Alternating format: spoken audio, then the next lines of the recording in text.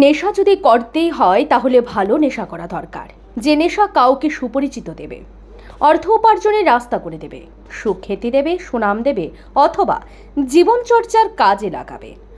আমারও একটা নেশা আছে, সেই নেশাটার নাম হচ্ছে ফটোগ্রাফি।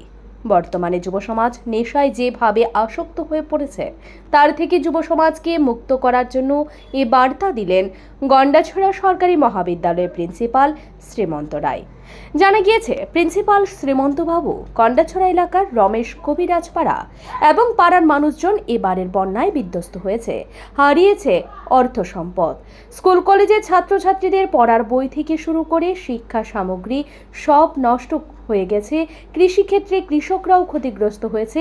এই সমস্ত দিক চিন্তা ভাবনা করে ৬৩তম শিক্ষক দিবসে কিছু একটা করার চিন্তা ভাবনা মাথায় আসে। ছুটে যান বন্যা বিধ্বস্ত রমেশ কবিরাজ পাড়ায়। সেখানে একটি অঙ্গনওয়াড়ি সেন্টারে ছোট ছোট শিশুদের মধ্যে খাতা, কলম, চকলেট বিলি করেন। তার পাশাপাশি শ্রীমন্তবাবু তার নিজের ক্যামেরা দিয়ে কিভাবে ছবি তুলে তা হাতে কলমে বাচ্চাদের সামনে প্রদর্শিত করেন।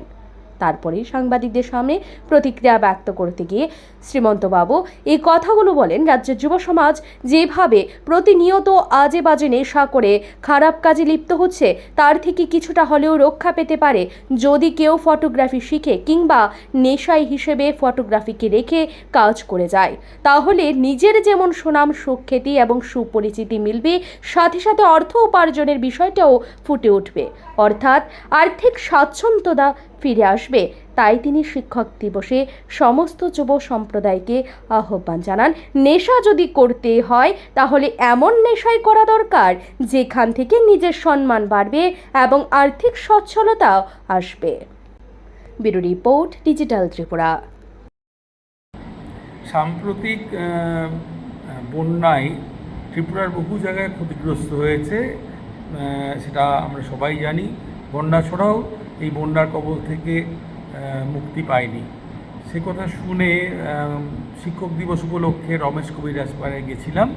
সেখানে একটি অঙ্গনওয়াড়ি সেন্টারে যে বাচ্চারা পড়াশোনা করে এবং যারা ওখান থেকে পাস আউট হয়ে স্কুলে গেছে, এরকম কচিকাচাদের মাঝখানে গিয়ে উপস্থিত হয়েছিলাম কিছু খাতা, পেন এবং চকলেট নিয়ে। এটার একটাই উদ্দেশ্য যে যদি সামান্যতম কোনো সাহায্যে তাদের উপকার হয় তাহলে আমি উপকৃত হব এবং তাদেরকে ইন্সপায়ার করা। কারণ এই বাচ্চাগুলোই কিন্তু দেশের ভবিষ্যৎ। এরাই কেউ কেউ শিক্ষক হবেন। আমি মনে করি এরাই আমাদের গুরু এবং এদের কাছ থেকে আমরা প্রতিদিন শিখি। এরা না থাকলে শিক্ষক কার শিক্ষক, কিসের শিক্ষক? সুতরাং এটা একটা বিষয়। এবং ২ নম্বর বিষয় যেটা হলো যে তাদেরকে অনুপ্রাণিত করা, যে আমরা তাদের পাশে আছি, তারা পড়াশোনা করুক, এগিয়ে যাক, আমরা সবাই তাদের পাশে আছি। আর একটা জিনিস পাশাপাশি ছিল, সেটা হচ্ছে আপনারা জানেন বর্তমানে ত্রিপুরায় নেশায় এত আসক্ত হচ্ছে যে যুব সমাজ হারিয়ে যাচ্ছে এই নেশার কবলে পড়ে। এটা আমাদের সবথেকে বড় শত্রু। তো আমারও একটা নেশা আছে, সেটা হচ্ছে ফটোগ্রাফি, আপনারা অনেকে জানেন।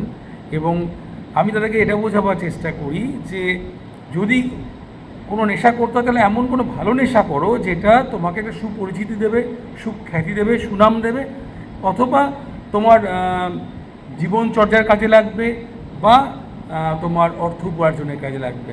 এইটা শুনে ও দেখে যদি ১-২ বাচ্চাও মোটিভেট হয় তাহলে পরেই আমার প্রাপ্তি। আমি অল্প সময়ের জন্য কয়েকজনকে তাদের হাতে ক্যামেরা দিয়ে একটু দেখাবার চেষ্টা করেছি। তাতে তো খুব একটা কিছু হবে না, কারণ এটা একটা শেখার বিষয় আছে, অধ্যবসায়ের বিষয় আছে এবং এটা রেগুলার মোটিভেশনের প্রয়োজন আছে। তো আমি শুরুটা করলাম, হয়তো এটা আগামীতে অনেক কাজে লাগতে পারে, এই ভাবনা নিয়েই এই কাজটা করা হয়েছিল।